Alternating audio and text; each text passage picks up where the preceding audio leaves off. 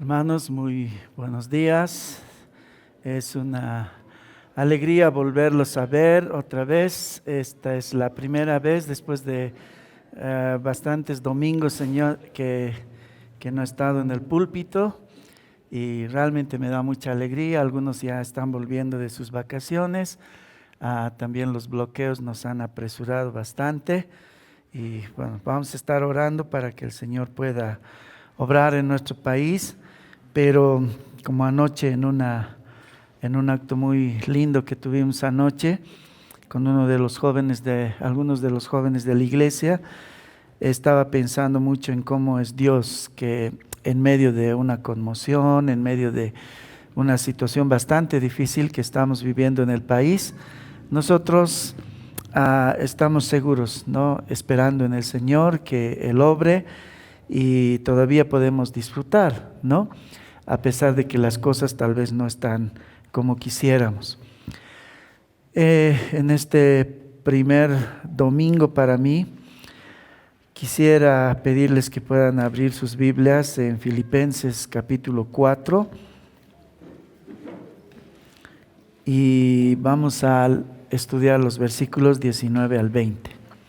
Filipenses capítulo 4, versículos 19 al 20.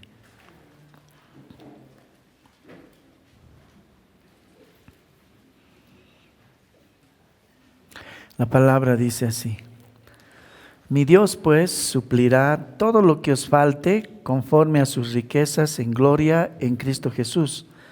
Al Dios y Padre nuestro sea gloria por los siglos de los siglos. Amén. Voy a leer otra vez, ¿ya? Mi Dios pues suplirá todo lo que os falte conforme a sus riquezas en gloria en Cristo Jesús. Al Dios y Padre nuestro sea gloria por los siglos de los siglos. Amén. Vamos a orar.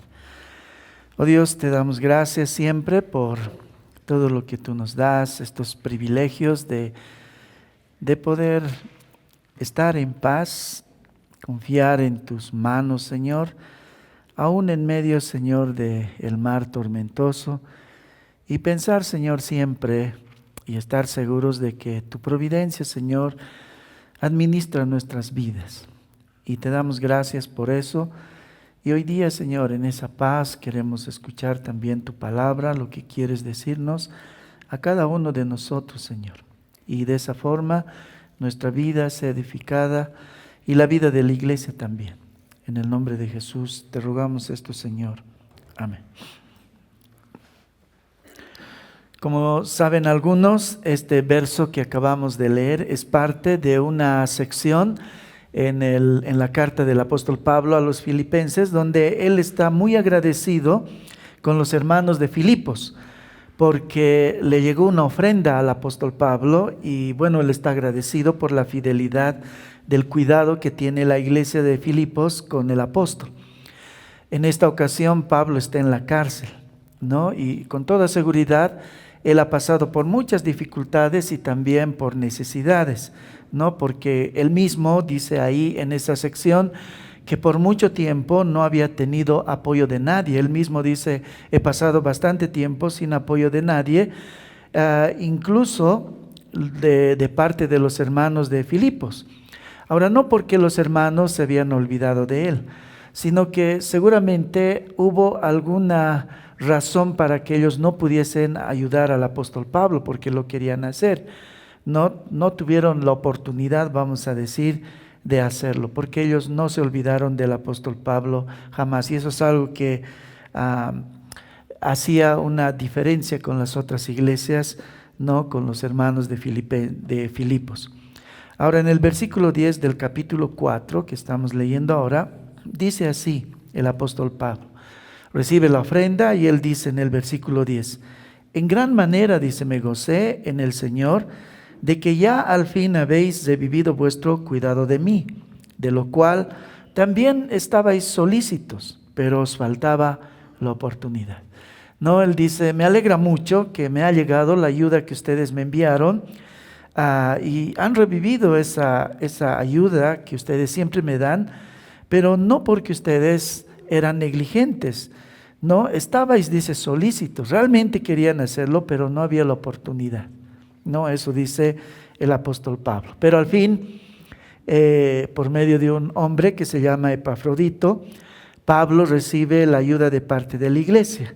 Y por eso Pablo está muy alegre por este gesto de la iglesia. No porque Pablo buscaba regalos o porque siempre estaba esperando tener alguna ganancia del ministerio que hacía, sino que acá hay una alusión muy importante que debemos considerar. ¿Por qué Pablo se alegra de esta ofrenda? Porque más antes él dice que él está contento con todo lo que tenga, tiene y no tiene, y todo lo puede en Cristo, dice el apóstol Pablo. Pero él se alegra de que haya llegado la ofrenda. Lo que lo motiva a su alegría no era el dinero o no sabemos qué le enviaron al apóstol Pablo, sino que esta dádiva de los hermanos de Filipos, dice, significaba que Dios estaba obrando en los hermanos de Filipos. ¿Qué quiere decir eso? Que cada vez que a nosotros nos importa el reino de Dios, que siempre que estamos considerando la extensión del reino de Dios y en esa intención nosotros proveemos para el reino, Dios está obrando. Eso es lo que a Pablo le alegra. No tanto el recibir la ofrenda, sino saber que Dios está obrando, porque solo Dios nos puede convencer de arrancarnos de nuestras monedas y nuestros billetes para el reino de Dios. Eso es lo que Pablo dice, por ejemplo, en el versículo 17. Él dice, no es que busque dádivas, dice en el versículo 17, sino dice que busco fruto que abunde en vuestra cuenta, ¿no? Él dice, bueno, es lindo el gesto, es muy lindo que se hayan acordado de mí, pero lo que más me da alegría es que esa inversión que ustedes están haciendo viene como parte del fruto que Dios está produciendo en ustedes, dice el apóstol Pablo. ¿Por qué? Pablo dice, había sido entrenado en todo para cualquier situación. Hay un versículo que es sumamente famosa en la iglesia, Filipenses 4:13, ¿no? Que a veces lo usamos desconectado de todo. Dice, todo lo puedo en Cristo que me fortalece. Y algunos usan eso para decir, bueno, en Cristo todo podemos lograrlo, podemos ser exitosos, podemos ser cabeza de las instituciones, grandes empresarios, ¿no? Pero no quería decir Pablo eso. Pablo está en la cárcel, ¿no? Y Pablo más bien podría estar avergonzado, no es cabeza de nada, él es un reo en este momento. Pero el contexto nos dice en qué situación dice esto Pablo. El versículo 12, antes del 13 dice, sé vivir humildemente y sé tener abundancia. En todo y por todo estoy enseñado, así para estar saciado como para tener hambre, así para tener abundancia como para tener necesidad, porque todo lo puedo en Cristo que me fortalece. Pablo dice, cualquier situación para mí no es apropiada porque Cristo está conmigo. Cuando no tengo nada, Cristo está. Cuando tengo mucho, Cristo es más importante que todas las cosas que tengo. Todo lo puedo, dice, en Cristo que me fortalece. Así que el versículo 13 no es una frase exitista de autoayuda, más bien es la convicción de todo creyente de que cualquier situación se puede sopesar si Cristo está con nosotros. Entonces, la razón de su agradecimiento es que al final de cuentas, aun si no les llegaba la ayuda de los hermanos de Filipos, él hubiese estado bien, pero como le llegó, él está muy agradecido. Y en ese contexto, al final de su agradecimiento, Pablo les dice algo muy bonito, que es lo que quiero afirmar en esta mañana en sus corazones al comenzar este nuevo año.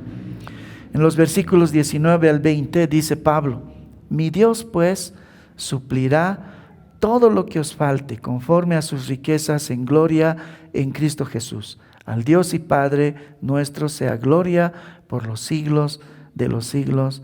Amén. Pablo dice, gracias por la ayuda, que Dios los recompense. Y lo hará. Mi Dios suplirá todo lo que les falte conforme a sus riquezas.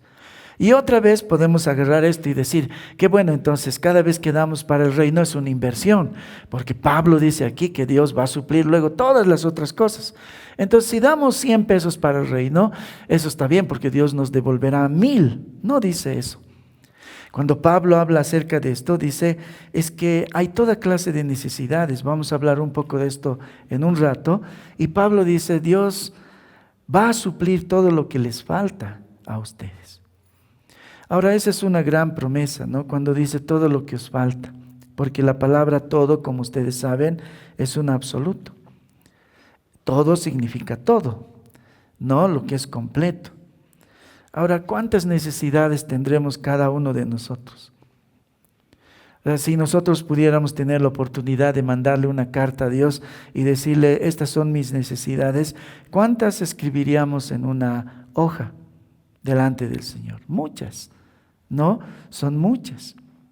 Ahora, al principio de año siempre es una ocasión para meditar en todas esas cosas. Las cosas que tenemos y las cosas que no tenemos. Las cosas que logramos alcanzar y aquellas que no logramos alcanzar. Pero por defecto, generalmente el principio de año es para meditar y pensar en aquellas cosas que nos faltan o las que no logramos alcanzar. ¿Cuántas serán? Si cada uno de nosotros escribiera en su lista, ¿cuántas son? Si juntáramos todas esas listas y viéramos la necesidad general de todos los hermanos de la IBM, ¿cuántas serían? Y si sumáramos las necesidades de la IBM con la de las otras iglesias, ¿cuántas serían las necesidades? Y Dios dice, todo lo que os falte, el Señor lo suplirá. Todo. O sea, no dejará ninguna cosa al aire. Sin duda, sería un número grande, pero para el Señor nada es imposible, ¿no? La promesa dice, Dios suplirá todo lo que nos falte. Así que, si terminaste el año sin la renovación de tu contrato de trabajo, o todavía no te llegaron resultados favorables de tu enfermedad, o querías tanto un hijo y no quedaste embarazada, o tal vez no te casaste y ese era tu sueño, o algún asunto ha quedado pendiente, es un motivo de preocupación al comenzar este año, puedes abrazar esta promesa. Dios, nuestro Padre, suplirá, dice, todas nuestras necesidades. Lo va a hacer, ¿no? Ahora, para ser honestos con la teología de lo que dice Pablo, al decir esto, con toda seguridad, no está pensando solamente en términos materiales y temporales. Y con toda convicción puedo decirles que sobre todo está pensando en las otras necesidades que los creyentes tienen y que para Dios son prioritarias, que a veces no las pensamos como necesidades. Alguien está sin trabajo, esa es su necesidad principal. Pero raramente alguien piensa, el año pasado no he podido orar lo suficiente. Esa es una grave derrota, entonces quisiera que este año cambiaran las cosas. Raramente eso va a ser considerado una gran necesidad. Pero en esas cosas es que Pablo está pensando, Dios suplirá esas necesidades que los creyentes tienen, incluso aquellas en las que no hemos pensado. Pablo entonces está diciendo algo como esto aquí. Ustedes han suplido mi necesidad temporal. Mi Dios pues suplirá todas las necesidades eternas que tienen ustedes, además de las temporales. O sea, no quiero decir que si no tienes trabajo, eso no le importa a Dios, le importa. Pero hay otras necesidades más importantes que esas. Entonces, al comenzar este año nuevo, quisiera que podamos poner delante de Dios esas necesidades que para Dios son primordiales y que para los cristianos también debería serla. Alistair Begg contó en uno de sus sermones acerca de un amigo que se llamaba T.S. Mooney. Él era conocido por su capacidad de resumir pensamientos largos en pocas palabras. Este amigo dice que enseñaba una clase de Biblia a unos chicos por 50 años, ¿no? En un lugar que se llamaba Londonderry, en Irlanda del Norte. En una ocasión, Alistair le preguntó a su amigo, o sea, ¿cómo enseñas tanto y con tanta pasión? ¿Qué realmente buscas hacer con estos chicos? Y Mooney le respondió, mi propósito es que cada chico tenga una Biblia en la mano, un Salvador en el corazón y un propósito en la vida. En eso se resume todo. Entonces, como Pablo, quiero, por un lado, agradecerle su fidelidad conmigo como su pastor. Gracias a su fidelidad, mi familia y yo tenemos sustento, pero también como pastor quiero agradecerles por haber suplido todas las necesidades ministeriales y de las misiones el año pasado, ¿no? El día que abrimos la caja de misiones, apostamos, bueno, no está bien que lo hayamos hecho, pero los 3 de los ancianos apostamos cuánto dinero hay en esa caja, porque no la habíamos abierto mucho. Entonces yo levanté la caja y no pesaba nada, dije, qué frustración, porque dice una monedita, dice, ¿no? Entonces yo me imaginaba moneditas verdaderamente y no pesaba nada. Entonces yo dije, el monto más bajo, ¿no? Todo pesimista. Hay, no sé, 400 bolivianos, máximo, ¿no? Y habían algunos que dijeron montos más altos, pero cuando abrimos la caja, había mucho más allá de lo que el que mejor pensaba, había. Y yo quiero agradecerles porque gracias a eso, Carlos y Susana pueden seguir viajando, Bernardo puede seguir ministrando entre los Cejas, ¿no? En Ioquibo. Entonces, realmente quiero agradecerles, ¿no? De todo mi corazón. Y yo quiero decirles que mi oración al comenzar este año es que cada uno de ustedes reciba de nuestro Padre Celestial esas cosas primordiales de las que habla Pablo. Todas esas cosas que Dios nos suplirá. Y que además es mi propósito también con ustedes, las mismas cosas del amigo de Alistair. Por eso he titulado este sermón, Una Biblia en la mano, un Salvador y un Evangelio en el corazón y un propósito en la vida. Porque mi oración y mi deseo para ustedes este año es que Dios obre en cada uno de ustedes para que todos los hermanos de la IBM tengan eso, una Biblia en la mano este año, un Salvador y un Evangelio grabado en el corazón y un propósito en la vida. De esas 3 cosas vamos a hablar en esta mañana. Mi oración entonces en principio para ustedes es que Dios obre en cada uno de ustedes para que todos ustedes tengan cada día una Biblia en la mano. Una Biblia en la mano. En Navidad el predicador nos confrontó con algo sumamente, para mí, atemorizante y preocupante acerca de cómo realmente somos en la intimidad.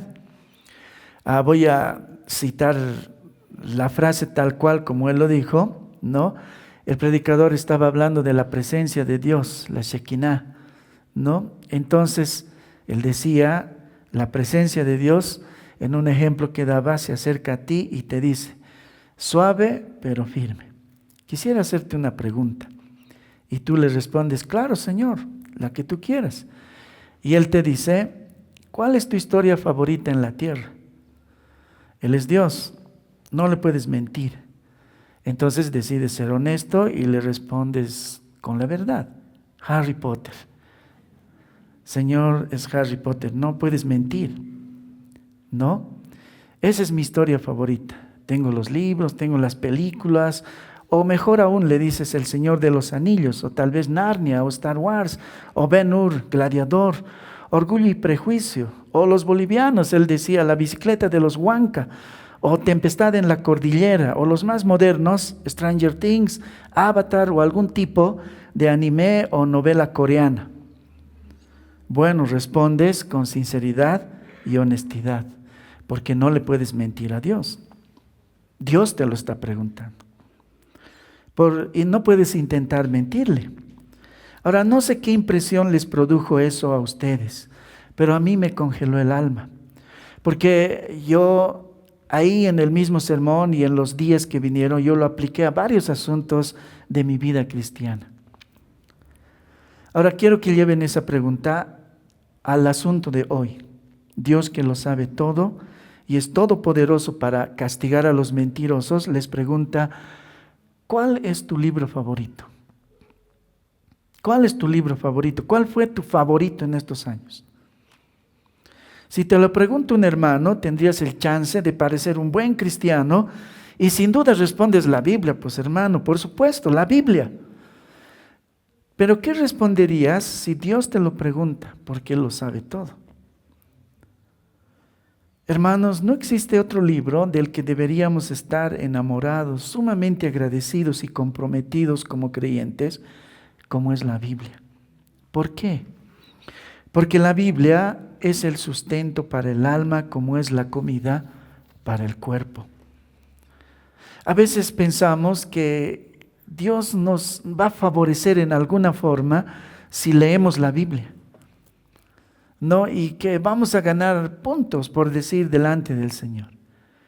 Pero la Biblia debe ser vista como comida misma. No es cierto que en la vida la consigna es vivir.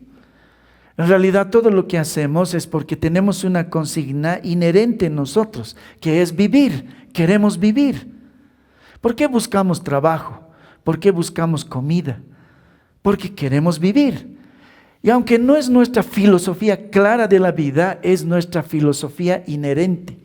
Buscamos extender nuestra vida, porque para nosotros la vida es lo más importante. Así que todo lo que hacemos, ¿no?, en la vida como seres humanos, tiene como propósito sostener nuestra vida. ¿De qué serviría todas las riquezas, ¿no?, que acumulemos, tengamos depósitos llenos de diamantes, oro y dinero, si con eso no quisiéramos comprar al final de cuentas comida? Porque no podríamos tragar nuestros diamantes. No llenaría, no nos satisfacería, ¿no?, si tenemos muchas propiedades, para nada. Al final de cuentas buscamos sobrevivir comiendo, porque para vivir hay que comer. No se pueden comer diamantes, ni las propiedades sirven para sostener nuestra vida. Para vivir necesitamos comer. La comida es una de las necesidades más inherentes y esenciales de nuestra existencia. Y por eso, aunque no lo decimos, en nuestro rango de prioridades ocupa la más alta importancia sobre todas las cosas. Pero un día Jesús está sin comer 40 días. El Señor lo ha llevado al desierto, ¿no? El Espíritu Santo lo ha llevado al desierto y Él dice algo sumamente contrario a lo que acabo de decirles con respecto de la comida. En Mateo 4, 2 al 4 dice la historia así. Después de haber ayunado, dice Jesús, 40 días y 40 noches, tuvo hambre. Y vino a Él el tentador y le dijo: si eres hijo de Dios, di que estas piedras se conviertan en pan. Él respondió y dijo: escrito está, no solo de pan vivirá el hombre, sino de toda palabra que sale de la boca de Dios. Acabo de decirles que en última instancia nuestro propósito en la vida es la sobrevivencia. El asunto que no podemos eludir para nuestra sobrevivencia es la comida. Entonces es lo más importante. Jesús dice no. Y no habla de propiedades, no habla de algún tipo de riqueza, pero sí dice que hay algo más importante que la comida misma incluso. Jesús le dice a Satanás: no solo de pan vivirá el hombre, sino de toda palabra que sale de la boca de Dios. ¿Qué es toda la palabra que sale de la boca de Dios? La Biblia, la palabra. ¿Cuántas iniquidades es capaz el hombre de realizar a falta de pan? Un dicho popular dice: la necesidad tiene cara de hereje. Eso quiere decir que cuando nos acosa la necesidad no hay amigos, no hay parientes, a veces no hay hijos. Cuando el Imperio Romano sitió a los israelitas en las épocas del general Tito, las madres se comieron a sus hijos. Porque así es la necesidad. Así es la necesidad. Por eso dice: la necesidad tiene cara de hereje. Así que el hombre puede traicionar, odiar, mentir, matar cuando es acosado por el hambre. Y en los tiempos más oscuros de la humanidad, los hombres han sido capaces de matar a otros para con ellos saciar su hambre. ¿Cómo entonces se entiende que Jesús diga, no solo de pan vivirá el hombre? ¿Qué es eso que es más importante que la comida misma? Lo que el diablo le dijo a Jesús fue algo como esto: deja de confiar en tu Padre Celestial, ¿no te das cuenta? Él te ha abandonado. Te ha dejado aquí en el desierto entre fieras. Y aunque Él suele alimentar a los pajaritos, no te ha alimentado a ti. Ayúdate a ti mismo, tienes el poder. Convierte estas piedras en pan. Usa tu propio poder. Eso es lo que nos dicen los libros de autoayuda. No está en Dios. No está en la religión, peor en el Evangelio. Está en ti. Tú eres la causa de tu éxito. Eso es lo que Satanás le está diciendo a Jesús. Y él dice, no es así. Lo que estaba en juego era la vida de fe. Por eso Jesús responde así. Es que la vida cristiana en realidad se sostiene por la fe. ¿Y cómo sucede esto? Por la palabra. Porque la fe es producida por la palabra. La comida, hermanos, tiene un poder muy misterioso. Hablando apropiadamente, debemos decir que Dios usa la comida para obrar milagros y misterios para sostener nuestra vida. ¿Alguna vez se han puesto a pensar en esto? ¿Cómo metes lechugas a tu boca? O pedazos de torta, o heladitos, o fideos, falso conejo. Y eso se convierte en una diversidad de tejidos y células. Huesos a un lado, masa cerebral por el otro, tejidos cardíacos, pulmonares. Cómo el dulce y el chuño al final se vuelve en energía. O cualquier comida termina haciendo toda clase de cosas, ¿no? Germinan los cabellos por eso, ¿no? Flexibles, débiles, al otro lado dientes o lágrimas. Sé que en este mundo posmoderno, idólatra de la llamada ciencia, tienen explicaciones mecánicas y químicas al respecto. Sí, pero tú puedes usar las mismas cosas y no puedes producir lo que Dios hace en nosotros por medio de la comida. Hay muchos milagros que suceden, ¿no?, por medio de la comida para que nosotros seamos sostenidos vivos. No todas las células de chuño se vuelven energía. No todas las comidas, quiero decir, no todas las hamburguesas van a la letrina. Algo el cuerpo usa, y Dios hace eso para que se produzcan células para ver, células para oír, o ácidos para digerir las mismas comidas, o las increíbles neuronas cerebrales. Milagros por todo lado. Cuando eres más ingenuo, a veces piensas con mayor propiedad. Cuando era pequeño, yo siempre me preguntaba, ¿cómo la planta absorbe la misma tierra en todo lado, pero en un lugar produce ciruelas, en otro lugar produce tunas, en otro lugar chirimoyas, naranjas? ¿Cómo Dios hace eso? O sea, ¿cómo la planta hace eso? Y cuando eres pequeño, solo piensas en una cosa: Dios hace esas cosas. Algunos de ustedes que son curiosos, ¿no? Yo era sumamente curioso.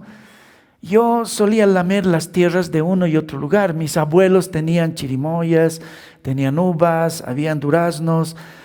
Ellos vivían en un lugar y yo lamía. A ver si esta tierra es diferente, porque tendría que tener algo de chirimoya, porque aquí salen chirimoyas. ¿O por qué tunas a este lado? Pero no es así. Y tú puedes lamer todas las tierras parecen iguales, pero aquí chirimoyas, paltas, piñas, por todo lado, diferencia. ¿Quién hace eso al final de cuentas? Dios. No es solo mecánica química. Tú puedes lamer la tierra con todo entusiasmo y atención y no sentirás un poco del sabor a coco, plátanos o camotes. Eso es un milagro. que la comida de la tierra se convierta en vida y frutos diversos. De la misma forma, la palabra de Dios, de una forma milagrosa, porque eso es lo que a veces no consideramos, la Biblia, ¿no? Qué aburrido. No podemos estar. ¿Cuántos de ustedes como papás de familia han logrado tener un devocional por día el año pasado? O su devocional propio siquiera para sobrevivencia. No ven la importancia, pero la palabra de Dios de la misma forma, de una forma milagrosa, fortalece las arterias, los pulmones y los músculos de la fe. Cuando Dios nos dice que nos expongamos a la palabra, no nos dice porque a Él le place, que como Él es el autor de ese libro, entonces quiere que todos lean su libro y sea Él el libro bestseller. Él nos dice, como cuando les decimos a nuestros hijitos pequeñitos que no quieren comer, come. Pero ellos dicen, no, yo no quiero. ¿Para qué esto? Yo quisiera solo un chupete, con eso estaría feliz. Pero nosotros sabemos que Él morirá si come solo chupetes. Eso es lo que Dios hace cuando nos pide que nos expongamos a la palabra. Es un tema de nuestra sobrevivencia espiritual. Eso es lo que Jesús le dijo a Satanás cuando éste lo tentó. Hay algo mucho más importante que la comida que sostiene la vida material, que es la comida que sostiene la vida espiritual. Y esa es sostenida por la palabra de Dios. Entonces, como para mí es el falso conejo, ¿no? En las mañanas, así tiene que ser la Biblia para nosotros. La respuesta de Cristo indicó que aunque Él podía convertir las piedras en pan para satisfacer su hambre física, Él no lo haría al costo de no depender de cada palabra de la boca de Dios, de cada promesa de la boca de Dios. Nosotros, como cristianos, necesitamos leer la palabra, no para cumplir una tarea de creyentes, sino que es un tema de sobrevivencia del alma. Jesús lo dijo de esta forma en una ocasión, en Mateo 16:26, porque ¿qué aprovechará el hombre si ganare todo el mundo y perdiere su alma? ¿O qué recompensa dará el hombre por su alma? ¿Cuánto vale un alma? Quiere decir la última parte de este versículo. ¿Cuánto vale un alma? El cuerpo va a pasar, pero el alma no. El alma es eterna. No importa si no crees en Jesús. El alma es eterna.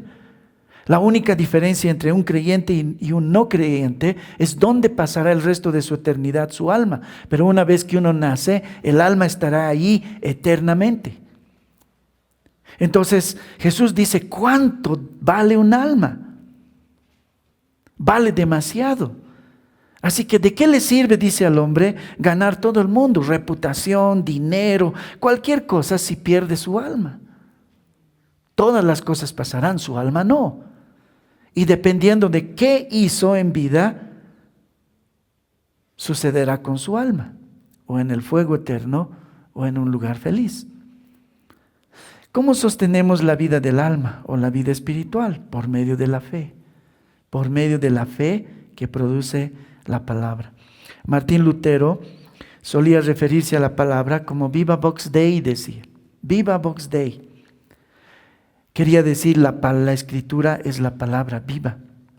Lutero entendía que cuando el predicador, por ejemplo, estaba predicando en este momento y ustedes se están exponiendo a la palabra de Dios, Dios estaba obrando porque la palabra es viva.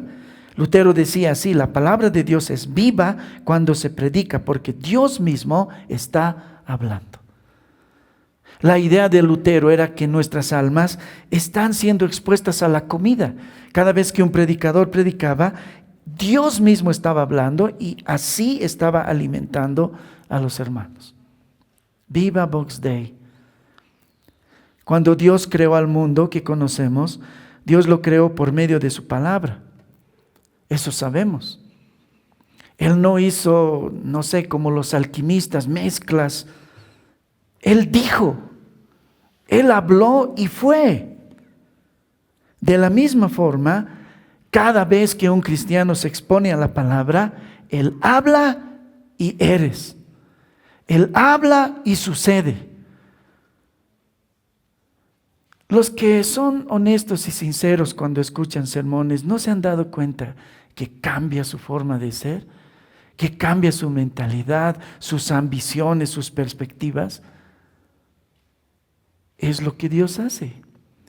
Por eso Lutero pensaba que eso es lo que está haciendo Dios cuando nos exponemos a la palabra. Nos convence, nos transforma, nos libera, nos constriñe. Dios está creando en nosotros la nueva vida que ya tenemos. Dios está haciendo en nosotros. Por eso debemos exponernos a la palabra. La palabra es el medio principal por el cual Dios crea fe en el creyente. No es solo información. Lutero decía, la fe no nace de nuestras obras ni de nuestros pensamientos, sino de la palabra de Dios. La palabra lo hace todo, nosotros no hacemos nada. Entonces, cuanto más te expones a la palabra, más convencido estás.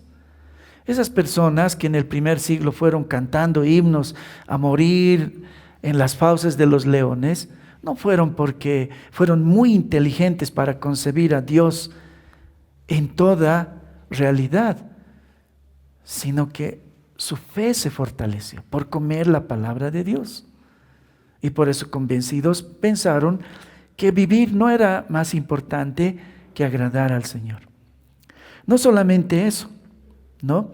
Jonathan Edwards dijo una vez, la Escritura es la fuente principal por la cual Dios comunica al alma una visión de su gloria. La luz divina que la palabra comunica no es solo especulativa, sino una percepción del corazón. ¿Qué quiere decir esto? Jonathan Edwards vivió en los 1700, así que a veces es complicado entenderlo. Pero él está diciendo en pocas palabras esto. ¿Quieres ver a Dios? Hay una ventana. La palabra es la ventana. Tú puedes hacer todos los intentos y eso es lo que a veces el mundo nos pide. Muéstrame a Dios. Pero ellos quieren que les mostremos a Dios de una manera. Imagínense que el mundo todavía no ha llegado al lugar que hemos llegado. Y ahí los ateos y los escépticos nos dicen, muéstrame a Dios y voy a creer en Él. Y no sabemos cómo, porque todo lo que tenemos son estas cosas, son aquellos fierros, esta planta, y no tenemos la forma. Pero Dios dice, hay una forma, y esta es la forma. Quiero que mires por aquí, ahí, al otro lado se ve a Dios. Esa es la Biblia. Eso es lo que Jonathan está diciendo, Jonathan Edwards. La fuente principal por la cual Dios comunica al alma una visión de su gloria es la palabra. La forma en la que vamos a ver a Dios es por medio de la palabra. Y la luz divina que la palabra comunica, dice, no solo es especulativa, no es solo teórica, es algo que el corazón puede percibir, porque a Dios no se lo ve con los ojos, sino con el corazón. Y es ahí donde obra la palabra. Y entonces algunos dejan todo por el Señor. La gente dice, esos están locos. No están locos. Han visto algo que sin la palabra no puedes ver. No solamente eso, sino que la palabra es capaz de producir, y eso es lo que está diciendo cuando dice, no es solo especulativa, sino una percepción del corazón. Está diciendo que la palabra es capaz de producir en nosotros nuevos afectos, porque obra en el corazón mismo, una nueva perspectiva de la vida. Dios nos transforma desde lo más interno por medio de la palabra. Entonces conoces a alguien que era muy mentiroso, muy perverso, y ahora es el hombre más honesto y el hombre más bonito que jamás hayas concebido. Porque la palabra revela la belleza, la gloria y la excelencia moral de Dios, pero además la palabra actúa, eso es lo que Jonathan Edwards quería decir, actúa eficazmente en el corazón, porque ilumina nuestro corazón y nos hace apreciar cosas que antes no apreciábamos. El hombre sin Dios dice, yo tengo una esposa y 10 amantes, ¿quién como yo? El hombre con Dios dice, yo tengo una sola y la amo con todo mi corazón. No es perfecta, pero la amo con todo el corazón. ¿Quién le hizo ver eso? ¿Quién le convenció de que eso es mejor? Eso es lo que Jonathan Edwards trata de decir. Dios. Jonathan Edwards decía, la verdadera religión consiste en gran medida, dice, en afectos santos, porque Dios hace eso en nosotros. Dios nos convence, Dios nos transforma. ¿En qué deriva eso al final? La palabra de Dios es comida que cambia la perspectiva de la mente y permite que hombres y mujeres tengan nuevos afectos en todo sentido. Entonces, hay esposas que sufren grande frustración porque sus maridos son un desastre y se aferran al Señor y no al divorcio. Esposos que no abandonan a sus familias por causa de Cristo, aunque están frustradísimos de su familia. Enfermos y gente deprimida que abrazan a Cristo antes que al suicidio o alguna adicción. Muchos niños y niñas que son abandonados o son víctimas del divorcio abrazan a Cristo antes que una desviación en su identidad por medio de la fe. Muchos cristianos confrontan la muerte con esos nuevos afectos que Dios pone por medio de la palabra. Especialmente las damas en nuestra iglesia han escuchado de Nancy DeMoss. Nancy DeMoss se casó tardíamente, no en su vida, más de 57 años creo. Es una escritora muy importante en el mundo cristiano latino. Se casó y esa era como, qué lindo era la fiesta, ¿no? Porque ella se casó a una edad en la que tal vez muy pocas mujeres logran casarse. Pero 10 años después, murió hace unos días atrás con cáncer. Después de haber vivido un precioso, pero muy corto matrimonio de 10 años. Nancy despidió a su esposo Robert con estas sencillas palabras llenas de fe. Hermanos, Robert está seguro en casa. Está seguro en casa. Eso es lo que Dios hace. Eso es lo que Dios hace. Dios se acerca a nosotros por medio de su palabra, produce fe en nosotros, para que esa fe nos sostenga en los momentos más difíciles, como la muerte de alguien querido. No quiere decir que Nancy DeMoss escribió libros y sabe mucho de la Biblia y bueno, razona teológicamente su asunto y dice, bueno, está ahora mi esposo en un mejor lugar. No, porque nosotros tenemos afectos. Tenemos sentimientos y seguro que ella va a llorar como todas las viudas lloran a sus maridos, más si los aman. Pero Dios la va a sostener. Dios va a sostener, la va a sostener por medio de la fe que produce la palabra en nosotros. Por eso mi deseo para cada uno de ustedes es que este sea el año en que la Biblia verdaderamente sea su libro favorito. Y que si algún día Dios les pregunta, ¿cuál es tu libro favorito? Con toda propiedad podamos decirle a Dios, la Biblia. Mi deseo es que cada día andemos con una Biblia en nuestras manos. En segundo lugar, mi oración y mi deseo para ustedes este año es que Dios obre en cada uno de ustedes para que todos los hermanos tengan cada día pensamientos de un Salvador y un Evangelio en su corazón. Un Salvador y un Evangelio en su corazón. No se asusten, me he detenido un poco en el primer punto porque de él se desprenden los siguientes dos. Así que de los dos vamos a hablar brevemente. Algo muy extraño nos pasó a mi familia y a mí en una de estas semanas. Yo llevé mi auto al mecánico y bueno, nuestra vida es así. Hasta nuestras vacaciones son muy cortas por el lugar donde estudian nuestros hijos. Y teníamos así días y horas para salir. Así que nos propusimos salir de noche para ganar una noche. ¿No? Había llevado mi auto y hay un principio popular entre la gente común que dice que nunca se lleva el auto para viajar, ¿no? Pero a veces no hay tiempo, así que lo hice y en la noche cuando estuvimos a punto de pasar la tranca fuimos a Yungas, así que Yungas tiene una cosa donde hay que subir y luego se empieza a bajar también, ¿no? Y en la subida, antes de la tranca, había un poco más de 1 kilómetro de fila de automóviles. Y yo estaba como siempre muy frustrado porque era casi 9 de la noche y había una fila de autos. Y yo sospechaba que como siempre era la policía, ¿no? Que ellos son los que provocan congestionamiento porque piden sobornos, te piden todo, ¿no? Para pedir sobornos. Así que muy enojado y no sé para qué, porque no les iba a poder decir nada, yo fui, ¿no? A ver a la policía haciendo eso. 1 kilómetro, corriendo, llego donde solía estar la policía y me sorprendí que no había un solo policía ese día. Y el control de peaje era normal, entonces no podía entender por qué tan larga fila de automóviles. Así que volví todo avergonzado, fui a mi auto y dije, más bien voy a aprovechar esta trancadera para ver qué pasa con mi auto, porque sentí desde abajo algo raro en mis frenos.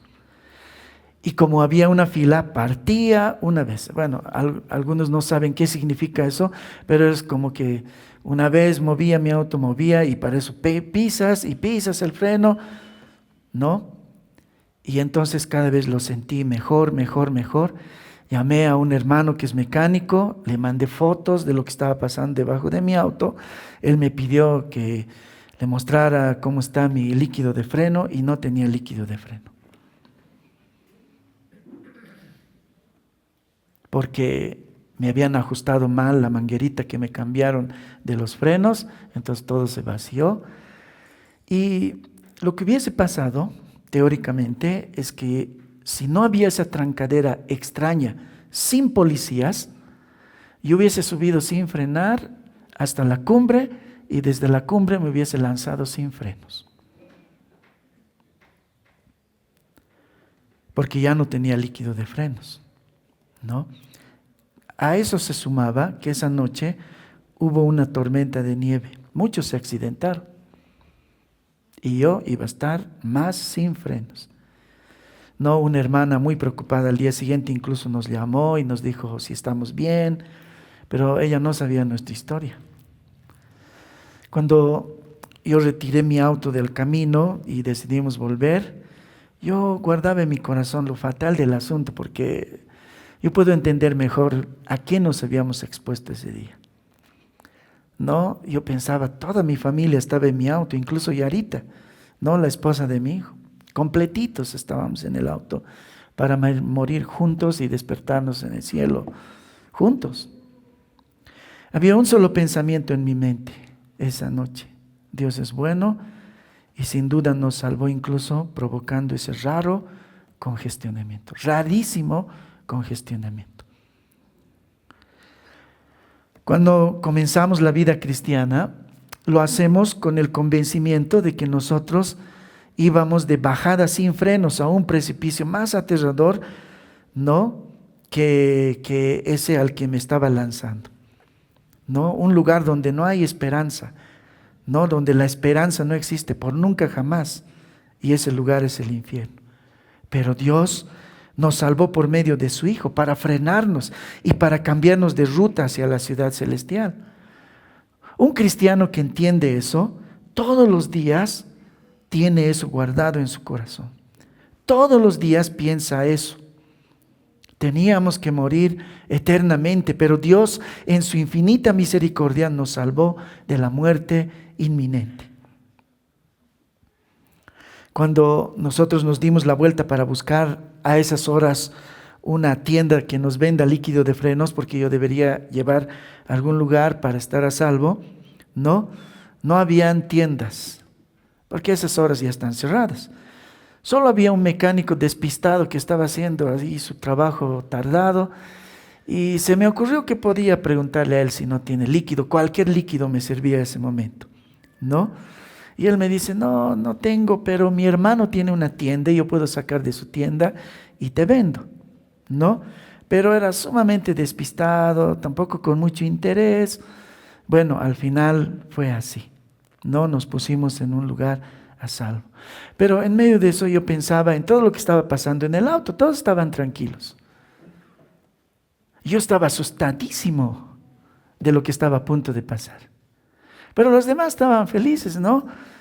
Habían distintas reacciones seguro en el auto, algunos que no entendían nada acerca de mecánica, así que dice que no hay frenos, como mi hijita, qué macana, porque ella me dijo, no, ahora menos una noche,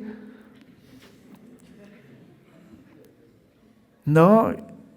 Otros más cautelosos pensaron, parece que es grave, pero tomaron la cosa con calma. Otros ni siquiera les importó, ¿no? Qué macana, sin frenos, ya vamos a tener que volver. Otros que estaban tan distraídos que no percibieron la magnitud del asunto, que les pareció prudente, ¿no? Volver a casa y quedarnos un día más. Nadie entendía realmente, excepto yo tal vez, qué significaba bajar sin una gota de líquido de freno porque en Yungas tú vas recto, recto, recto sin frenar y de golpe viene una bajada llena de curvas. Y listo, ahí termina tu historia. De la misma forma, en la iglesia existen distintas percepciones acerca del Salvador y el Evangelio. Algunos verdaderamente piensan en el asunto de ser salvados. ¿Qué significa ser salvado? Pero otros no. Otros tienen otra idea del Evangelio y del Salvador. No, otros dicen, sí, Dios me ha salvado, pues yo viví una vida infructífera, era un borracho, y no, ahora qué linda la iglesia, yo soy más honesto, soy más fructífero. Otros que saben que Dios hizo algo en algún punto, están agradecidos y dicen, sí, Dios hizo algo, qué bueno es el Señor. Otros que nunca piensan en el Salvador, ni en el Evangelio, pero están aquí, los invitan, a veces hay tiempo y vienen, pero están con nosotros. Otros que están aquí en la iglesia porque sus papás les heredaron esa cosmovisión. Otros sin duda están para conquistar a alguna chica. Algunos papás están porque el parquecito de niños es una buena opción para sus hijitos. Como cuando yo estaba asustado pensando que podríamos haber muerto y dentro de mi auto todos estaban felices. Cada uno tenía su percepción de no tenemos frenos. Y así es en la iglesia. Cada uno tiene a veces su propia percepción del Evangelio, del Salvador. Pero el Salvador y el Evangelio es algo que debe habitar en nuestro corazón todos los días. Tiene que ser el centro mismo de nuestra fe, de toda nuestra vida cristiana, porque no hay nada más trascendental y nada más importante que nos haya sucedido que hemos sido salvados. Después del incidente, muchos días pensaba en lo que había pasado esa noche. No es que era pesimista, pero de alguna manera pensaba qué hubiese pasado. Y eso me llevaba a meditar también mucho en el amor, en la paciencia y en la providencia de nuestro Señor. Que nunca morirás ni un minuto antes ni después de lo que Dios ha decidido. Pero esto de tener en el corazón es muy importante. El Evangelio y el Salvador. Pablo lo expresó de esta forma, en Gálatas 2:20 dice, con Cristo estoy juntamente crucificado, ya no vivo yo, mas Cristo vive en mí, y lo que ahora vivo en la carne, lo vivo en la fe del Hijo de Dios, el cual me amó y se entregó a sí mismo por mí. Pablo, como ustedes saben, acá está hablando del Evangelio, él dice, ya no tengo interés en ningún otro asunto.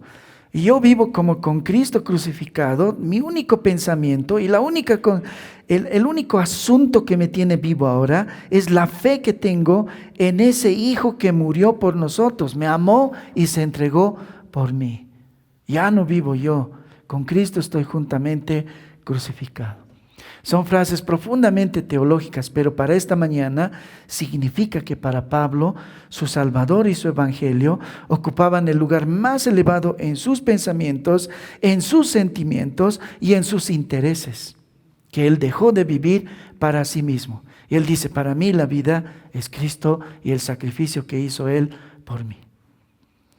Charles Spurgeon lo expresó de otra forma. Él dijo una vez: la vida cristiana no se vive a partir de la cruz, sino a los pies de la cruz. ¿Cuál es la diferencia? Para algunos el evangelio es un asunto pasado. Algún día Dios hizo algo bueno por nosotros. Ahora, a cambio, nosotros tenemos que no ser borrachos, no ir a discotecas, vivir leyendo la Biblia y orando. Y Spurgeon decía: no, la vida cristiana no se vive a partir de la cruz, se vive a los pies de la cruz. Eso quería decir que un cristiano vive meditando en lo terrible que hubiese sido si Dios no enviaba a su Hijo a la cruz por nosotros. Porque si eso pasaba, nunca habría habido esperanza para nosotros. Así que Pablo dice que nuestra meditación diaria, y Spurgeon dice eso, cada vez que abrimos nuestras Biblias, figuradamente, debemos hacerlo a los pies del Calvario. Pienso en algo como esto, ¿no? Que cada vez que meditamos en la palabra, vamos a los pies de la cruz, ahí abrimos nuestro cuadernito, nuestra Biblia, y alguna gota de la cruz cae y nos fija la mirada en aquel que murió por nosotros, en el herido por nosotros, en el varón de dolores. Eso es lo que Spurgeon quería decir. Que cada vez que abrimos la Biblia nos tiene que llevar al Evangelio. Porque cada vez que leemos la Biblia, una gota de su sacrificio nos lleva la mirada a Él. El Evangelio o la vida cristiana no se vive a partir de la cruz, sino a los pies de la cruz. Pero ¿qué es tan grave como para pensar todo el tiempo en nuestra salvación? Mi hijita estaba, el día que nos pasó esto, estaba enojada. Ahora solo tenemos una noche. No, porque pero has llevado al mecánico todo el día el auto. ¿Cómo puede estar mal? Estaba enojada conmigo. Porque a ella le gusta nadar, entonces 2 días nadando para ella era mejor que un solo día. Entonces estaba sumamente enojada. Pero ella no entendía la gravedad de lo que fuimos salvados. Y muchos de nosotros estamos acá igual, sin meditar en la gravedad de lo que fuimos salvados. En el libro de Efesios, en el capítulo 2, Pablo nos explica que en nuestra vida pasada, antes de Cristo, teníamos 3 enemigos, ¿no? Todos sabemos esto: el mundo, la carne y el diablo. Efesios 2, 1 al 3. Y Él os dio vida a vosotros cuando estabais muertos en vuestros delitos y pecados, en los cuales anduvisteis en otro tiempo, siguiendo la corriente de este mundo, conforme, dice, a la potestad del aire. O sea, aquí está un enemigo, dice, siguiendo la corriente de este mundo, el mundo, conforme al príncipe de la potestad del aire. Ahí está Satanás, el espíritu que ahora opera en los hijos de desobediencia, entre los cuales también nosotros vivimos en otro tiempo, en los deseos de la carne, dice, ¿no? El tercer enemigo, haciendo la voluntad de la carne y de los pensamientos. Entonces ahí están nuestros enemigos en Efesios 2. No todos sabemos el poder que tiene el mundo para someternos y lastimarnos. Todos sabemos que el diablo, como león rugiente, está listo para devorarnos. Pero entre los enemigos más peligrosos está nuestra carne. ¿Qué es nuestra carne? Nosotros mismos. El otro día meditábamos en una charla acerca de lo terrible que significa tener por enemigo a uno mismo. Llorando, uno de mis hijos meditaba en este asunto y decía: qué terrible es esto, dormir con el enemigo todos los días de tu vida. Porque Jeremías 17:9 dice: engañoso es el corazón más que todas las cosas y perverso, ¿quién lo conocerá?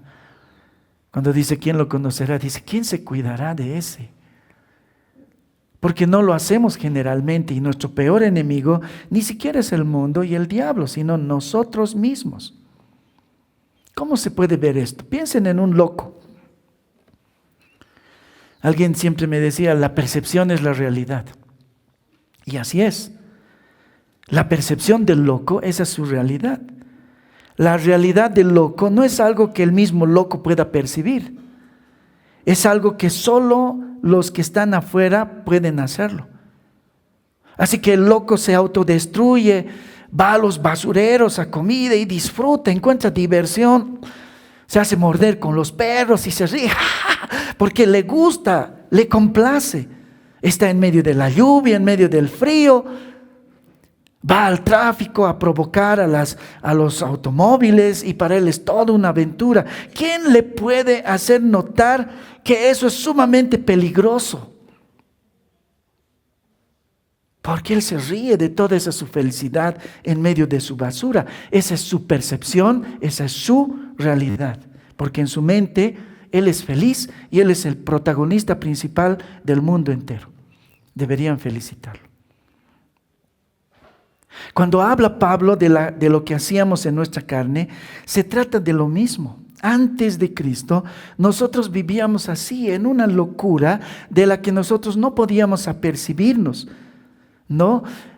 Abrazábamos agendas extrañas, teorías rarísimas acerca de la existencia del universo, basado en teorías absurdas, quiero decir, y con respeto, ¿no? Una explosión que origina toda clase de exactitudes y complejidades, o un accidente universal que por simple paso del tiempo produce toda clase de complejidades. Pero ellos están convencidos de que eso es verdad. No, ellos no son deshonestos. Muchos de ellos realmente creen que la religión, Cristo y la Biblia son un estorbo para conocer la verdad verdadera que es la ciencia. Una cadena de millones de azares para producir un tímpano que oye. Una cadena de millones de azares para producir las células bastones. El loco piensa también así, porque el loco piensa. Y el loco dice, pobrecitos esos. No sé por qué dan dinero y pagan para ir a los restaurantes. Aquí en el basurero hay cosas deliciosas. ¿Cómo no comen conmigo? Pobrecitos. Pablo dice que antes éramos esclavos de la carne. Y aún ahora, muchas veces, todavía algunos tenemos nuestra propia concepción del Evangelio, de Cristo, y hablamos, no, de mi Cristo no es como tu Cristo. Pero quiero decirles que ni la carne, ni el diablo, no, ni el mundo se comparan a la peor amenaza de lo que fuimos salvados. Hace unos años atrás escuché una afirmación que al principio me pareció hasta herética. Un predicador y un teólogo al que respetaba mucho, muy sobresaliente, lo dijo de esta forma: el asunto más importante es que Dios nos salvó de Dios. Yo ese día dije, eso es lo más herético que he escuchado. ¿Cómo? ¿Qué significa que Dios nos salvó de Dios? ¿Cómo puede ser eso? Pero el asunto era que el predicador no se inventó eso, sino que la palabra dice eso, porque leemos a los enemigos del hombre, la carne, el diablo y el mundo, y en Efesios 2:3 termina así diciendo, y éramos, dice, al final de cuentas, por naturaleza, hijos de ira, lo mismo que los demás. O sea, diciendo los demás siguen siendo. ¿Qué significaba esta frase? Éramos hijos por naturaleza, hijos de la ira. Lo que dice esta frase es que ni la carne, ni el diablo, ni el mundo eran peor que Dios. Porque de donde fuimos rescatados fue de la mano airada de Dios. Y a algunos les choca esto porque conciben a Dios como un viejito bonito que siempre tiene que dar y amar. Pero no, la Biblia también muestra la otra faceta de Dios. Dios tiene ira. Y si la ira de tu mamá o de tu suegra te asustaba, o la ira del mar te asusta en algún punto, no sabes lo que es la ira de Dios. Vean algunas escenas de la ira de Dios. En el diluvio, Dios ha sido paciente, les ha pedido que se vuelvan a Dios. Todos se burlan de su predicador, de Noé, se ríen de él, pero al final Dios derrama su ira. Y ese día, hombres, mujeres, niños, animales, enfermos, jóvenes, viejitos, quien sea, no importa si está gritando, misericordia, Señor, el Señor los ahoga. Porque el tiempo se ha acabado. Ya no hay esperanza. Y Dios no escucha. No importa con cuánta efusividad pidan clemencia, el Señor no escucha. O en Sodoma y en Gomorra. Porque Abraham le dice, a ver, encuéntrame unos cuantos buenos. Y Abraham dice, voy a encontrar, y no encuentra. Rebaja el número, no encuentra ni uno. Entonces Dios dice, ya, la ira de Dios. Y no es con agua, sino con fuego ese día. Y en medio de grandes tormentos se escuchan los gritos de mujeres, de hombres, de animales, de viejos, de niños pidiendo clemencia, pero Dios no escucha, porque el tiempo se acabó.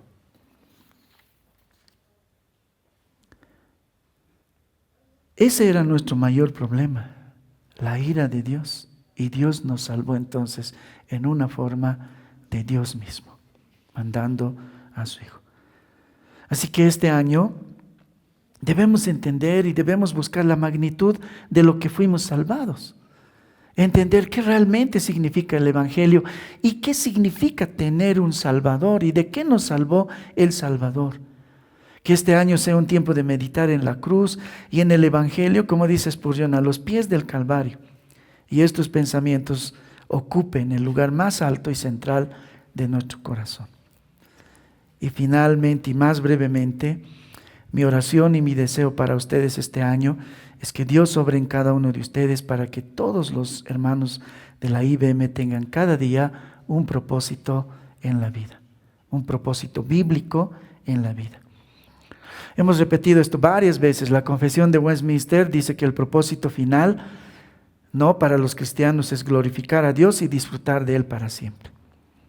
Pablo ve esto de esta manera en Filipenses 3, 12 al 14. Dice, no que lo haya alcanzado ya, ni que ya sea perfecto, sino que prosigo por ver si logro hacer aquello para lo cual fui también nacido por Cristo Jesús. Hermanos, yo mismo no pretendo haberlo ya alcanzado, pero una cosa hago, olvidando ciertamente lo que queda atrás y extendiéndome a lo que está delante, prosigo a la meta, al premio del supremo llamamiento de Dios en Cristo Jesús. Pablo dice, ahora todo lo que antes era mi propósito ya no sirve, he encontrado a Cristo. Él me ha asido, dice, Él me ha agarrado, pero ahora lo que yo quiero es asirme de Él, porque Él me ha asido, Él me ha agarrado y yo quiero agarrarme más. Ese es el propósito de mi vida. La meta de mi vida es alcanzar el supremo llamamiento, y el supremo llamamiento y el premio final para Pablo acá es Jesús. Quiero entender, quiero aferrarme a Él, quiero agarrarme de Jesús. Ese es mi propósito en la vida, dice.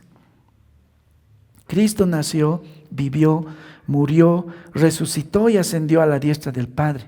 Desde ahí, ahora Él reina. Pero hay una tarea que nosotros gozosos debemos hacer, porque somos parte de esa tarea. ¿Cuál es esa finalidad nuestra? Cristo ya está a la diestra del Padre, pero la historia tiene que terminar con Cristo, ¿no? Y todas las etnias y las naciones bajo el estrado de sus pies. Y a esa tarea hemos sido llamados. Y eso es lo que Pablo está diciendo cuando dice, yo quiero asirme, quiero que Cristo sea exaltado, quiero que Cristo esté ahí consumado en toda su historia.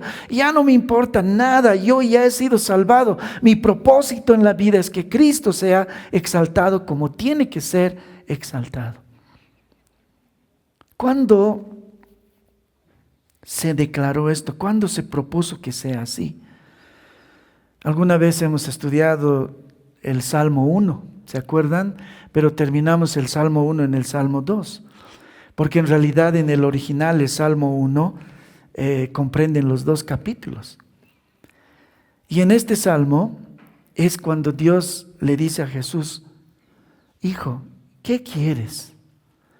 Y el Hijo le dice, las naciones. Entonces Dios le dice, tendrás las naciones. Y hay de aquel que no se someta a tu reinado.